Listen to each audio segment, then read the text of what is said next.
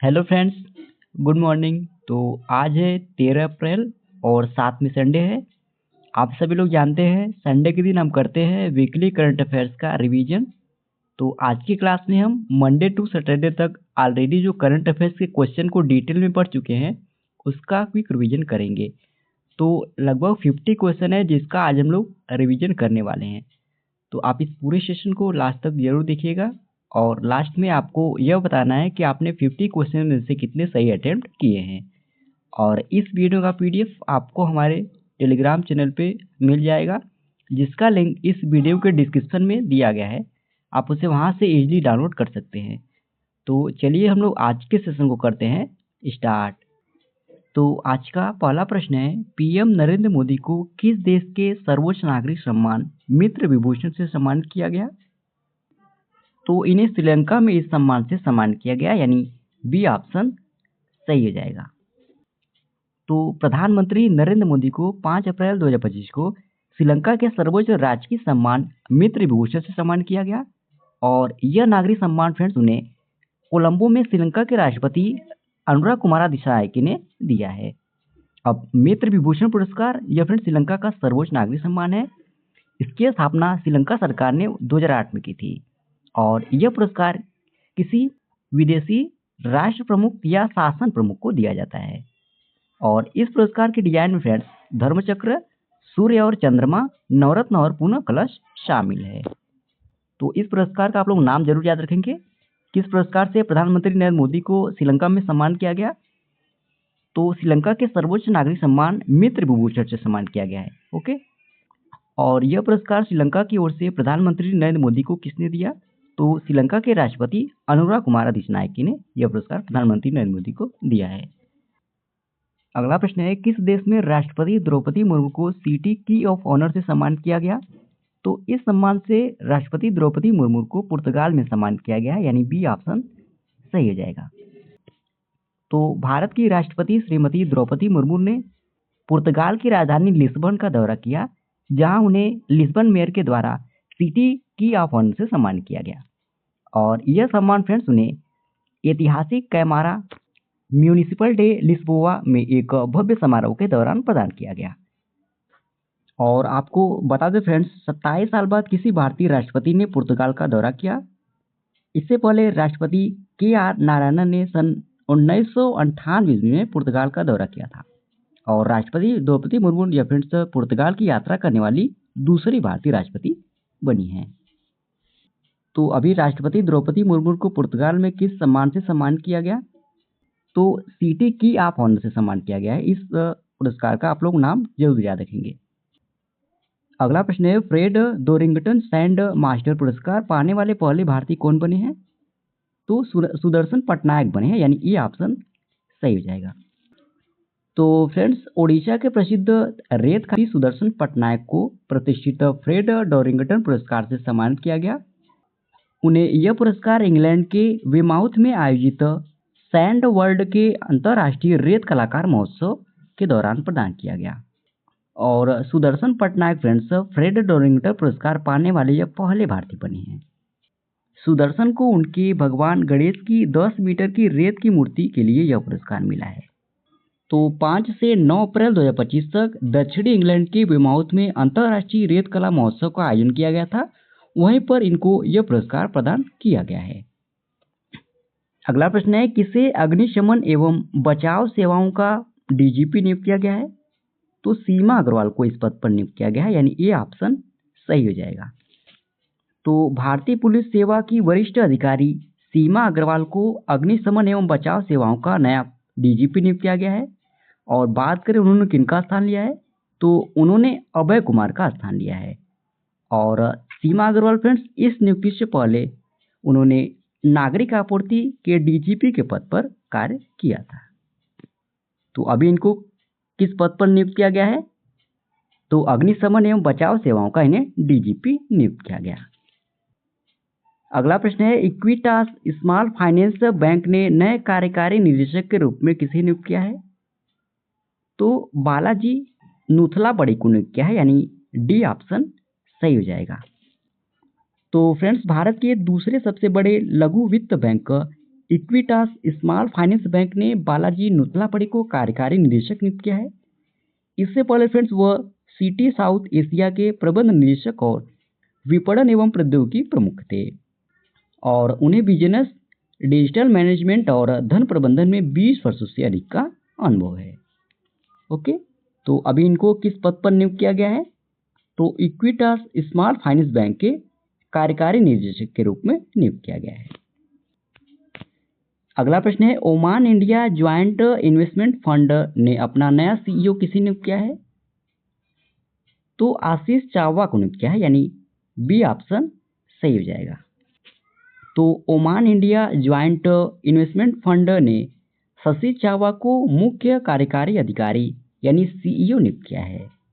वे British international investment से इस पद पर जुड़ेंगे, जो ब्रिटेन की विकास वित्त संस्था है, जहां उन्होंने दक्षिण एशिया के लिए डायरेक्टर प्राइवेट इक्विटी के प्रमुख सहित विभिन्न भूमिकाएं निभाई है।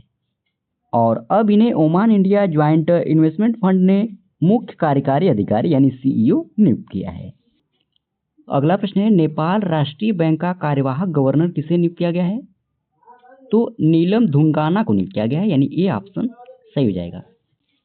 तो नेपाल राष्ट्र बैंक की वरिष्ठ उप गवर्नर डॉक्टर नीलम धुनगाना तिमसिना को कार्यवाहक गवर्नर नियुक्त किया गया है। यह नियुक्ति फ्रेंड्स पूर्व गवर्नर महाप्रसाद अधिकारी का 5 वर्षीय कार्यकाल 6 अप्रैल 2025 को समाप्त होने के बाद की गई है। बाकी नेपाल राष्ट्र बैंक के बारे में बात करें तो नेपाल राष्ट्र बैंक यह फ्रेंड्स नेपाल का केंद्रीय बैंक है और अधिनियम 1955 के तहत इसकी स्थापना 26 अप्रैल 1956 ईस्वी में हुई थी और इसके कार्यवाहक गवर्नर नीलम धुनगाना तिमसिना हैं। तो अभी नेपाल राष्ट्र बैंक का कार्यवाहक गवर्नर किसे नियुक्त किया गया? तो नीलम धुनगाना तिमसिना को नियुक्त किया गया। ओके, अगला प्रश्न है, किसे बॉम्बे स्टॉक एक्सचेंज का नया उप मुख्य सूचना अधिकारी नियुक्त किया गया है? तो बिरल दावड़ा को नियुक्त किया गया है, यानी ए ऑप्शन सही हो जाएगा। तो बॉम्बे स्टॉक एक्सचेंज ने बिरल दावड़ा को अपना नया उप मुख्य सूचना अधिकारी नियुक्त किया है। अब बात करें इन्होंने किनका स्थान लिया है, तो इन्होंने सुनील गर्ग का स्थान लिया है, जो 31 मार्च 2025 को सेवानिवृत्त हुए थे। बाकी बॉम्बे स्टॉक एक्सचेंज के बारे में अगर बात करें तो यह फ्रेंड्स भारत के साथ साथ एशिया का सबसे पुराना स्टॉक एक्सचेंज है। इसकी स्थापना 9 जुलाई 1875 ईस्वी में हुई थी। इसका मुख्यालय महाराष्ट्र की राजधानी मुंबई में स्थित है। इसके वर्तमान अध्यक्ष श्री प्रमोद अग्रवाल हैं और वर्तमान प्रबंध निदेशक और मुख्य कार्यकारी अधिकारी यानी एमडी और सीईओ सुंदर रामन राममूर्ति हैं। अगला प्रश्न है, एनपीसीआई में कार्यकारी निदेशक के रूप में किसे नियुक्त किया गया है? तो सोहिनी राजोला को नियुक्त किया गया है, यानी डी ऑप्शन सही हो जाएगा। तो national payment corporation of India यानी एनपीसीआई ने सोहिनी राजोला को अपना नया कार्यकारी निदेशक नियुक्त किया है। सोहिनी राजोला ने फ्रेंड्स एक्सिस बैंक में डिजिटल बैंकिंग प्रमुख और कार्ड प्रमुख के रूप में कार्य किया है और अब इन्हें एनपीसीआई ने कार्यकारी निदेशक के पद पर नियुक्त किया है। अच्छा, national payment corporation limited of India के बारे में बात करें तो इसकी स्थापना सन 2008 में हुई थी। इसके उद्देश्य की अगर बात करें तो भारत में एक मजबूत, सुरक्षित और सुलभ भुगतान प्रणाली का निर्माण करना इसका उद्देश्य है और इसके वर्तमान अध्यक्ष की बात करें तो अजय कुमार चौधरी हैं। इसका मुख्यालय महाराष्ट्र की राजधानी मुंबई में स्थित है। अगला प्रश्न है, किसे एशियाई क्रिकेट परिषद यानी एसीसी का अध्यक्ष नियुक्त किया गया है? तो मोहसिन नकवी को नियुक्त किया गया है, यानी ए ऑप्शन सही हो जाएगा। तो फ्रेंड्स पाकिस्तान क्रिकेट बोर्ड यानी पीसीबी के अध्यक्ष मोहसिन नकवी ने आधिकारिक तौर पर एशियाई क्रिकेट परिषद यानी एसीसी के नए अध्यक्ष के रूप में कार्यभार संभाला है। अब बात करें इन्होंने किनका स्थान लिया है तो इन्होंने सम्मी सिल्वा का स्थान लिया है, जिनका कार्यकाल दिसंबर 2024 से शुरू होकर केवल 3 महीने के लिए था और मोहसिन नकवी फरवरी 2024 में पीसीबी के अध्यक्ष चुने गए थे, जो पाकिस्तान के गृह मंत्री भी हैं। अब बात करें एशियन क्रिकेट काउंसिल यानी एसीसी के बारे में तो इसकी स्थापना 1983 ईस्वी में एशिया में क्रिकेट के खेल को बढ़ावा देने और विकसित करने के लिए की गई थी और इसमें फ्रेंड्स वर्तमान में 30 सदस्य संघ शामिल हैं। इसके वर्तमान अध्यक्ष मोहसिन नकवी हैं। इसका मुख्यालय दुबई में स्थित है। अगला प्रश्न है, किसे डीबीएस बैंक इंडिया में प्रबंध निदेशक और उपभोक्ता वित्तीय समूह के प्रमुख के रूप में नियुक्त किया गया है? तो अंबुज चांदना को नियुक्त किया गया है इस पद पर, यानी सी ऑप्शन सही हो जाएगा। तो अंबुज चांदना को फ्रेंड्स डीबीएस बैंक इंडिया में प्रबंध निदेशक और उपभोक्ता बैंकिंग समूह का प्रमुख नियुक्त किया गया है और वे प्रशांत जोशी का स्थान लेंगे। अंबुज चांदना फ्रेंड्स इस नियुक्ति से पहले कोटक महिंद्रा बैंक में अध्यक्ष और उपभोक्ता परिसंपत्तियों के प्रमुख थे। ओके, तो अभी इनको किस पद पर नियुक्त किया गया है? तो डीबीएस बैंक इंडिया में प्रबंध निदेशक और उपभोक्ता बैंकिंग समूह के प्रमुख के रूप में नियुक्त किया गया। अगला प्रश्न है, किस देश ने रिकॉर्ड समय में दुनिया का पहला 3D प्रिंटेड ट्रेन स्टेशन बनाया है? तो इसे जापान ने बनाया है, यानी बी ऑप्शन सही हो जाएगा। तो वेस्ट जापान रेलवे कंपनी ने फ्रेंड्स दुनिया का पहला 3D प्रिंटेड स्टेशन बनाया है, जिसे वाकायामा प्रीफेक्चर के एरिडा सिटी में केवल 6 घंटे से भी कम समय में स्थापित किया गया था। 1948 में फ्रेंड्स एक पुराने लकड़ी के स्टेशन की जगह अब एक नया हात्सुशिमा स्टेशन सिर्फ 6 घंटे में बनाया गया।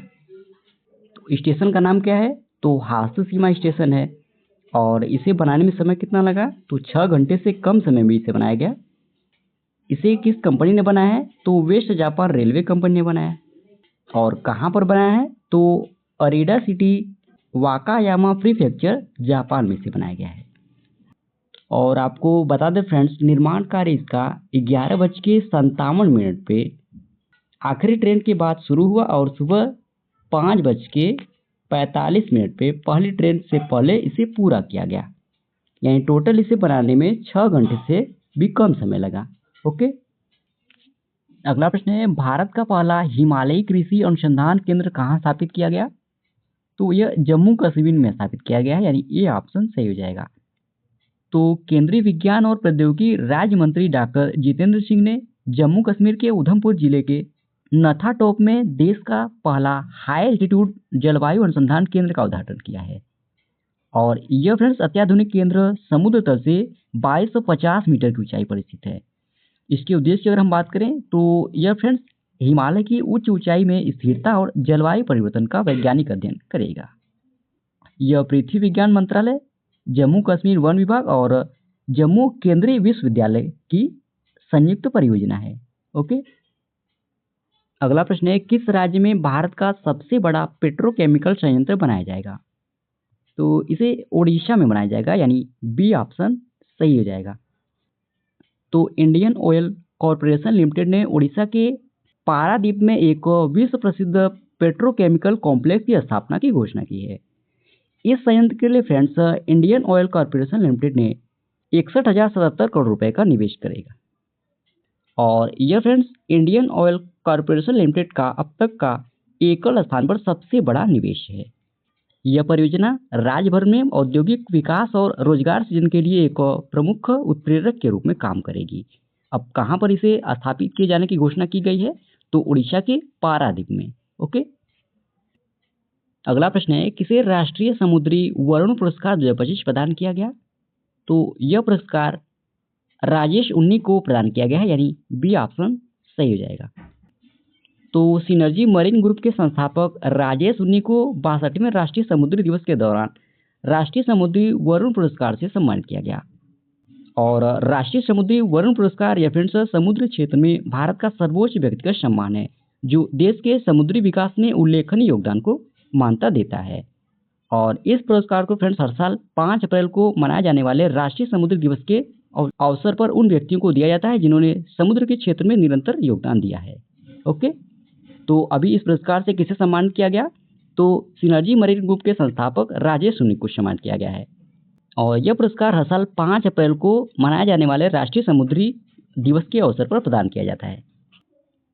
अगला प्रश्न है, अप्रैल 2025 में किस देश ने अगले 2 वर्षों के लिए बिम्स्टेक की अध्यक्षता संभाली है? तो इसकी अध्यक्षता बांग्लादेश से संभाली है, यानी डी ऑप्शन सही हो जाएगा। तो 4 अप्रैल 2025 को फ्रेंड्स आधिकारिक तौर पर बांग्लादेश को अगले 2 वर्षों के लिए बिम्स्टेक का नया अध्यक्ष बनाया गया। अब बिम्स्टेक के बारे में अगर बात करें फ्रेंड्स, तो यह बंगाल की खाड़ी के तटवर्ती और निकटवर्ती देशों का एक क्षेत्रीय संगठन है। बिम्स्टेक की फुल फॉर्म की बात करें तो इसका full form Bay of Bengal initiative for multi sectoral technical and economic corporation इसका फुल फॉर्म होता है, जिसे हिंदी में बहुक्षेत्रीय तकनीकी और आर्थिक सहयोग के लिए बंगाल की खाड़ी पहल के नाम से जाना जाता है।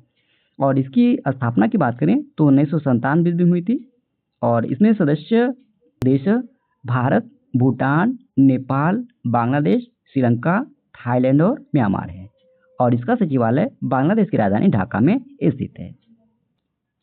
अगला प्रश्न है, किस राज्य ने शून्य गरीबी P4 नीति पहल शुरू करने की घोषणा की है? तो इस पहल की घोषणा आंध्र प्रदेश राज्य सरकार के द्वारा की गई है, यानी डी ऑप्शन सही हो जाएगा। तो आंध्र प्रदेश सरकार उगादी तेलुगु नव वर्ष पर अपनी प्रमुख गरीबी उन्मूलन पहल शून्य गरीबी P4 नीति शुरू करने जा रही है, जिसका लक्ष्य फ्रेंड्स 2047 तक राज्य में गरीबों को मिटाना और इसका उद्देश्य एक टिकाऊ और समावेशी सामाजिक आर्थिक विकास मॉडल बनाना है। और शून्य गरीबी P4 नीति पर यह फ्रेंड्स परिवारों को निम्नलिखित सुविधाएं प्रदान करके उन्हें सशक्त बनाने पर केंद्रित है। इसमें आवास सहायता, 100% नल कनेक्शन, LPG कनेक्शन, उनके छतों पर सौर ऊर्जा संयंत्र लगाने के लिए प्रोत्साहन के साथ निर्बाध बिजली आपूर्ति को पूरा करने, हर घर को हाई स्पीड इंटरनेट से जोड़ने, वित्तीय स्वतंत्रता प्राप्त करने के लिए उद्यमिता के अवसर पर यह केंद्रित है। और इस पहल के तहत फ्रेंड्स लाभान्वित होने वाले वंचित परिवारों को बंगारू कुटुंबम कहा जाएगा, जिसका अर्थ है स्वर्णिम परिवार। तो इस पहल का आप लोगों को नाम जरूर याद रखना है, शून्य गरीबी P4 पहल, जो किस राज्य में शुरू होने जा रही है? तो आंध्र प्रदेश में। अगला प्रश्न है, किस राज्य ने सन्ना बीएम योजना शुरू की है? तो इस योजना की शुरुआत तेलंगाना राज्य सरकार के द्वारा की गई है, यानी ये ऑप्शन सही हो जाएगा। अगला प्रश्न है, DRDO ने किस देश की कंपनी के साथ मिलकर सतह से हवा में मार करने वाली मिसाइल विकसित की है? तो DRDO ने इजरायल देश की कंपनी के साथ मिलकर इस मिसाइल को विकसित की है, यानी डी ऑप्शन सही हो जाएगा। तो रक्षा अनुसंधान एवं विकास संगठन यानी DRDO और भारतीय सेना ने सतह से हवा में मार करने वाली मिसाइल का परीक्षण किया है। अब कहाँ पर इसे किया है? तो उड़ीसा के तट पर डॉक्टर APJ अब्दुल कलाम द्वीप पर किया है और इसे फ्रेंड्स DRDO और इजराइल एरोस्पेस इंडस्ट्रीज ने मिलकर तैयार किया है। इसकी कुल दूरी की बात करें डिस्टेंस की, तो 70 किलोमीटर दूरी इसकी है, यानी 70 किलोमीटर तक यह वार कर सकता है और यह फ्रेंड्स कई लक्ष्यों को एक साथ भेदने में सक्षम है और इसे जहाज या जमीन से लॉन्च कर सकते हैं। अगला प्रश्न है, विश्व स्वास्थ्य दिवस कब मनाया जाता है? तो यह दिवस 7 अप्रैल को मनाया जाता है, यानी बी ऑप्शन सही हो जाएगा। तो विश्व स्वास्थ्य दिवस या वर्ल्ड हेल्थ डे हर साल 7 अप्रैल को मनाया जाता है। इस दिन को मनाने का उद्देश्य वैश्विक स्वास्थ्य के प्रति जागरूकता बढ़ाने और लोगों को स्वस्थ जीवन जीने के लिए प्रेरित करना है। साल फ्रेंड्स 1948 में विश्व स्वास्थ्य संगठन यानी WHO के द्वारा इस खास दिन को मनाने का प्रस्ताव रखा गया था, जिसके 2 साल बाद यानी 1950 में इससे प्रस्ताव को मंजूरी मिली और 7 अप्रैल 1950 को दुनिया भर में पहली बार विश्व स्वास्थ्य दिवस मनाया गया था। अच्छा, वर्ष 2025 के इस दिवस की थीम क्या है? तो स्वस्थ शुरुआत आशापूर्ण भविष्य, यह वर्ष 2025 की इस दिवस की थीम है। अब बात करें विश्व स्वास्थ्य संगठन यानी WHO की, तो इसकी स्थापना 7 अप्रैल 1948 ईस्वी में हुई थी। इसका मुख्यालय स्विट्जरलैंड के जिनेवा में स्थित है और इसके वर्तमान महानिदेशक टेड्रोस एड्रेनोम घेब्रेयेसस हैं। अगला प्रश्न है, रोंगाली बिहू फेस्टिवल किस राज्य में मनाया जाता है? तो यह फेस्टिवल असम में मनाया जाता है, यानी सी ऑप्शन सही हो जाएगा। तो रोंगाली बिहू, जिसे बोहाग बिहू भी कहा जाता है, यह फ्रेंड्स असम राज्य में मनाया जाने वाला एक प्रमुख त्यौहार है, जो असमिया नववर्ष और वसंत ऋतु के आगमन का प्रतीक है। रोंगाली बिहू यह फ्रेंड्स असम राज्य का एक महत्वपूर्ण और हर्षोल्लासपूर्ण त्यौहार है, जो अप्रैल महीने में मनाया जाता है। तो इस फेस्टिवल का आप लोगों को नाम जरूर याद रखना है। रोंगाली बिहू यह कहाँ मनाया जाता है? तो असम में यह प्रमुख रूप से मनाया जाता है। अगला प्रश्न है, अंतर्राष्ट्रीय आपराधिक न्यायालय यानी ICC से अलग होने वाला पहला यूरोपीय देश कौन बन गया है? तो हंगरी बना है, यानी सी ऑप्शन सही हो जाएगा। तो फ्रेंड्स, हंगरी के प्रधानमंत्री विक्टर ओरबान ने 3 अप्रैल 2025 को घोषणा की थी कि उनका देश इंटरनेशनल क्रिमिनल कोर्ट यानी ICC से अलग हो रहा है और Hungary friends international criminal court से हटने वाला यह पहला यूरोपीय देश बना है। हंगरी के प्रधानमंत्री के अनुसार फ्रेंड्स उनके देश ने आईसीसी से हटने का निर्णय इसलिए लिया है क्योंकि यह न्यायालय अब एक राजनीतिक हथियार बन गया है। यही कारण है कि हंगरी अब इंटरनेशनल क्रिमिनल कोर्ट यानी आईसीसी से अलग हो रहा है। अगला प्रश्न है, विश्व बॉक्सिंग कप 2025 में स्वर्ण पदक जीतने वाले पहले भारतीय कौन बने हैं? तो हितेश गुलिया यह विश्व बॉक्सिंग कप 2025 में स्वर्ण पदक जीतने वाले यह पहले भारतीय खिलाड़ी बने हैं। अगला प्रश्न है, किसने जापानी ग्रैंड प्रिक्स 2025 का खिताब जीता है? तो इसे मैक्स वर्स्टेपेन ने जीता है, यानी ए ऑप्शन सही हो जाएगा। तो फ्रेंड्स, हाल ही में मैक्स वर्स्टेपेन ने 2025 में अपनी जीत के बाद चौथा खिताब सेबेस्टियन वेटल के रिकॉर्ड के साथ जापानी ग्रैंड प्रिक्स एक बार फिर से हासिल की। 2025 से पहले फ्रेंड्स मैक्स वर्स्टेपेन ने 2022, 2023 और 2024 में जापान में यह खिताब उन्होंने जीता था, यानी अब इन्होंने यह खिताब लगातार चौथी बार जीता है। अगला प्रश्न है, हैरी ब्रूक किस देश की वनडे और टी20 के कप्तान बने हैं? तो यह इंग्लैंड देश में अभी हाल ही में वनडे और टी20 के कप्तान बने हैं, यानी बी ऑप्शन सही हो जाएगा। अगला प्रश्न है, राष्ट्रीय समुद्री दिवस कब मनाया जाता है? तो यह दिवस 5 अप्रैल को मनाया जाता है, यानी ए ऑप्शन सही हो जाएगा। तो भारत में हर साल 5 अप्रैल को राष्ट्रीय समुद्री दिवस मनाया जाता है क्योंकि 1919 में इसी दिन भारतीय ध्वज का व्यापारी जहाज एसएस लॉयल्टी मुंबई से लंदन के लिए रवाना हुआ था। और पहली बार फ्रेंड्स राष्ट्रीय समुद्री दिवस यह 5 अप्रैल 1964 में मनाया गया, जबकि पूरी दुनिया में प्रतिवर्ष विश्व समुद्री दिवस हर साल 24 सितंबर को मनाया जाता है। ओके, तो आप लोगों को ये दोनों दिवस जरूर याद रखना है। राष्ट्रीय समुद्री दिवस 5 अप्रैल को मनाया जाता है, जबकि विश्व समुद्री दिवस यह 24 सितंबर को मनाया जाता है। अगला प्रश्न है, हाल ही में किस अभिनेता को फिक्की मीडिया एवं मनोरंजन समिति दक्षिण का अध्यक्ष नियुक्त किया गया है? तो कमल हासन को अभी हाल ही में फिक्की मीडिया एवं मनोरंजन समिति दक्षिण का अध्यक्ष नियुक्त किया गया है, यानी ए ऑप्शन सही हो जाएगा।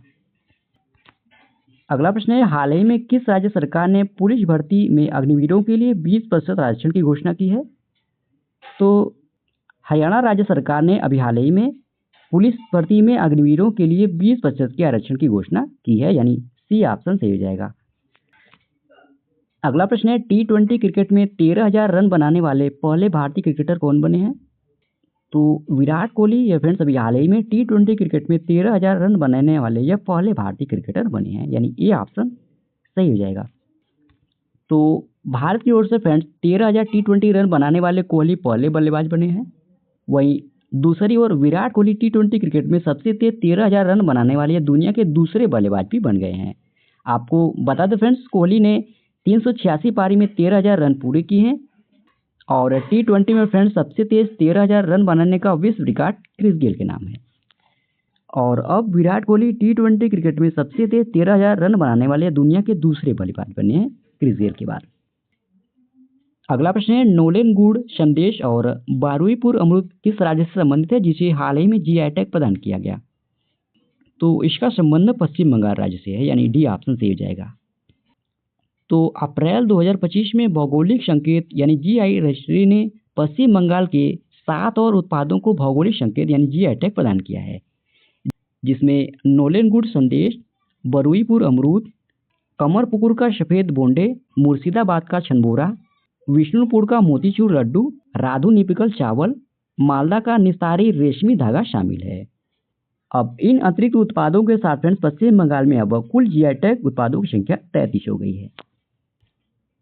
अगला प्रश्न है, हाल ही में युवा एथलीटों के लिए किसने खेल छात्रवृत्ति पहल शुरू की है? तो इस पहल की शुरुआत भारत पेट्रोलियम कॉर्पोरेशन लिमिटेड ने की है, यानी डी ऑप्शन सही हो जाएगा। अगला प्रश्न है, पद्मश्री राम सहाय पांडे का हाल ही में निधन हो गया, वह किस पारंपरिक लोक नृत्य से जुड़े थे? तो वह राई लोक नृत्य से जुड़े थे, यानी बी ऑप्शन सही हो जाएगा। अगला प्रश्न है, हाल ही में मिजोरम में कौन सा स्वच्छता अभियान शुरू किया गया है? तो हनात लांगपुई स्वच्छता अभियान अभी हाल ही में मिजोरम में शुरू किया गया है, यानी बी ऑप्शन सही हो जाएगा। तो फ्रेंड्स, मिजोरम की राजधानी आइजोल में हनात लांगपुई नामक 1 वर्ष तक चलने वाला स्वच्छता अभियान शुरू किया गया है। यह अभियान फ्रेंड्स शहरी विकास और गरीबी समुदाय विभाग, आइजोल नगर निगम और सेंट्रल यूथ मियो एसोसिएशन की सहायता से इसे संचालित किया जा रहा है। तो इस अभियान का नाम आप लोगों को जरूर याद रखना है। मिजोरम में कौन सा स्वच्छता अभियान शुरू किया गया है? तो हनात लांगपुई। ओके। अगला प्रश्न है, किस राज्य में जीपी दृष्टि पहल शुरू की गई है? तो यह पहल गुजरात राज्य में शुरू की गई, यानी बी ऑप्शन सही हो जाएगा। तो हाल ही में फ्रेंड्स गुजरात पुलिस ने जीपी दृष्टि पहल शुरू की है, जिसका उद्देश्य क्राइम होने वाली जगह पर ड्रोन भेजना है। यह ड्रोन फ्रेंड्स पुलिस से पहले पहुंचकर निगरानी करेंगे और क्राइम के बारे में पुलिस को जानकारी देंगे। इस परियोजना के पहले चरण में फ्रेंड्स अहमदाबाद, सूरत, वडोदरा और राजकोट के 33 पुलिस थानों को शामिल किया गया है। इनमें अहमदाबाद के 12, सूरत के 9, वडोदरा के 7 और राजकोट के 5 पुलिस थाने शामिल हैं। तो इस पहल का आप लोग नाम जरूर याद रखेंगे। गुजरात राज्य में कौन सी पहल शुरू की गई है? तो जीपी दृष्टि। ओके। अगला प्रश्न है, फिनटेक स्टार्टअप फंडिंग में 2025 की पहली तिमाही में भारत किस स्थान पर रहा? तो भारत तीसरे स्थान पर रहा है, यानी सी ऑप्शन सही हो जाएगा। तो Bharat fintech startup economics funding में 2025 की पहली तिमाही में अमेरिका और यूके के बाद तीसरे स्थान पर रहा, यानी पहले स्थान पर अमेरिका, दूसरे स्थान पर यूके और भारत इस लिस्ट में या इस रैंक में तीसरे स्थान पर रहा। और फंडिंग 2025 की पहली तिमाही में फ्रेंड्स भारत के स्टार्टअप इकोनॉमिक्स ने $2.5 बिलियन की फंडिंग हासिल की। अब बात करें फिनटेक के बारे में, तो फिनटेक शब्द फ्रेंड्स वित्तीय यानी फाइनेंशियल और प्रौद्योगिकी यानी टेक्नोलॉजी के संयोग से बना है, जिसका उद्देश्य वित्तीय सेवाओं की डिलीवरी और उपयोग को आसान, तेज और सुरक्षित बनाने का प्रयास करना है। जैसे फ्रेंड्स मोबाइल बैंकिंग, ऑनलाइन ऋण, डिजिटल भुगतान, रोबो सलाहकार और ब्लॉकचेन आधारित अनुप्रयोग इसमें शामिल है। अगला प्रश्न है, सीआरपीएफ शौर्य दिवस कब मनाया जाता है? तो यह दिवस 9 अप्रैल को मनाया जाता है, यानी डी ऑप्शन सही हो जाएगा। तो केंद्रीय रिजर्व पुलिस बल यानी सीआरपीएफ का शौर्य दिवस या पराक्रम दिवस प्रतिवर्ष 9 अप्रैल को मनाया जाता है। इस दिन को फ्रेंड्स भारत में केंद्रीय रिजर्व पुलिस बल यानी सीआरपीएफ का एक विशेष दिन माना जाता है। और इस बार सीआरपीएफ शौर्य दिवस का 7वां स्थापना दिवस मनाया गया। अब बात करें केंद्रीय रिजर्व पुलिस बल की, तो इसका गठन 27 जुलाई 1939 में किया गया था। इसका आदर्श विभाग सेवा और निष्ठा है। इसका मुख्यालय नई दिल्ली में स्थित है और इसके महानिदेशक ज्ञानेंद्र प्रताप सिंह हैं। अगला प्रश्न है, विश्व होम्योपैथी दिवस कब मनाया जाता है? तो यह दिवस 10 अप्रैल को मनाया जाता है, यानी सी ऑप्शन सही हो जाएगा। तो विश्व होम्योपैथी दिवस या वर्ल्ड होम्योपैथी डे यह हर साल 10 अप्रैल को मनाया जाता है। जो फ्रेंड्स होम्योपैथी के संस्थापक doctor Christian Friedrich Samuel Hahnemann के जन्म दिवस के उपलक्ष्य में 10 अप्रैल को प्रतिवर्ष विश्व होम्योपैथी दिवस मनाया जाता है। और इस दिन का उद्देश्य फ्रेंड्स होम्योपैथी के समग्र स्वास्थ्य देखभाल और योगदान को शामिल करना और वृद्धावस्था और उपयोगों के प्रति जागरूकता बढ़ाना इस दिवस का उद्देश्य है। अगला प्रश्न है, राष्ट्रीय सुरक्षित मातृत्व दिवस कब मनाया जाता है? तो यह दिवस 11 अप्रैल को मनाया जाता है, यानी बी ऑप्शन सही हो जाएगा। अगला प्रश्न है, विश्व पार्किंसंस दिवस कब मनाया जाता है? तो यह दिवस 11 अप्रैल को मनाया जाता है, यानी बी ऑप्शन सही हो जाएगा। तो विश्व पार्किंसंस दिवस हर साल 11 अप्रैल को मनाया जाता है, जो पार्किंसंस रोग के बारे में जागरूकता बढ़ाने और इस बीमारी से जूझ रहे लोगों और उनके परिवारों को समर्थन प्रदान करने के लिए समर्पित है। यह दिन फ्रेंड्स डॉक्टर जेम्स पार्किंसन की जयंती का प्रतीक है, जिन्होंने वर्ष 1817 ईस्वी में इस जटिल न्यूरोलॉजिकल स्थिति का पहली बार विस्तृत वर्णन किया था। और इसी के उपलक्ष्य में प्रतिवर्ष 11 अप्रैल को विश्व पार्किंसंस दिवस मनाया जाता है। अगला प्रश्न है, हाल ही में हरिदत्त कापड़ी का निधन हो गया, वह किस खेल से जुड़े थे? तो वह बास्केटबॉल खेल से जुड़े थे। ओके। और इनकी हाल ही में मृत्यु 83 वर्ष की आयु में हुई है। 1969 में फ्रेंड्स अर्जुन पुरस्कार विजेता कापड़ी के भारतीय बास्केटबॉल में उपयोग को व्यापक रूप में मान्यता मिली थी। तो अभी इनकी मृत्यु कितने वर्ष की आयु में हुई है? तो 83 वर्ष की आयु में हुई है। इनका संबंध किस खेल से है? तो बास्केटबॉल खेल से है। ओके। अगला प्रश्न है, राफेल लड़ाकू विमानों का निर्माण कौन करता है और यह किस देश में स्थित है? तो इसका निर्माण डसॉल्ट एविएशन करता है और इसका संबंध फ्रांस देश से है, यानी सी ऑप्शन से हो जाएगा। अगला प्रश्न है, हाल ही में वैल किल्मर का 65 वर्ष की आयु में निधन हो गया, वे कौन थे? तो वे एक अभिनेता थे, यानी बी ऑप्शन सही हो जाएगा। अगला प्रश्न है, हाल ही में भारतीय घुड़सवार निहारिका सिंघानिया ने कौन सा पदक जीता है? तो इन्होंने स्वर्ण पदक जीता है, यानी ए ऑप्शन सही हो जाएगा। अगला प्रश्न है, हाल ही में वर्तमान में भारत की दुग्ध उत्पादन क्षमता कितने मिलियन टन है? तो 239.2 मिलियन टन है, यानी डी ऑप्शन सही हो जाएगा। तो फ्रेंड्स, भारत 1998 ईस्वी से दूध उत्पादन में प्रथम स्थान पर है और अब वैश्विक दूध उत्पादन में 35% का योगदान भारत देता है। पिछले 10 वर्षों में दूध उत्पादन में 63.56% की वृद्धि हुई है। भारत में फ्रेंड्स दूध उत्पादन 2014 से 2015 के दौरान 146.3 मिलियन टन से बढ़कर 2023-2024 के दौरान 239.2 मिलियन टन हो गया है। बस आप लोग इतना जानते रहिए इस प्रश्न में कि वर्तमान में भारत की दूध उत्पादन क्षमता में 239.2 मिलियन टन की वृद्धि हुई है। तो इसी प्रश्न के साथ ही फ्रेंड्स, ये आज का हमारा वीकली करंट अफेयर्स का सेशन समाप्त होता है। आशा करते हैं आज का आपको सेशन अच्छा लगा होगा और इस वीडियो का पीडीएफ आपको हमारे टेलीग्राम चैनल पे मिल जाएगा, जिसका लिंक वीडियो के डिस्क्रिप्शन में दिया गया है। आप उसे वहां से इजीली डाउनलोड कर सकते हैं। और वीडियो में लास्ट तक बने रहने के लिए धन्यवाद। आज के लिए इतना ही। जय हिंद, वंदे मातरम।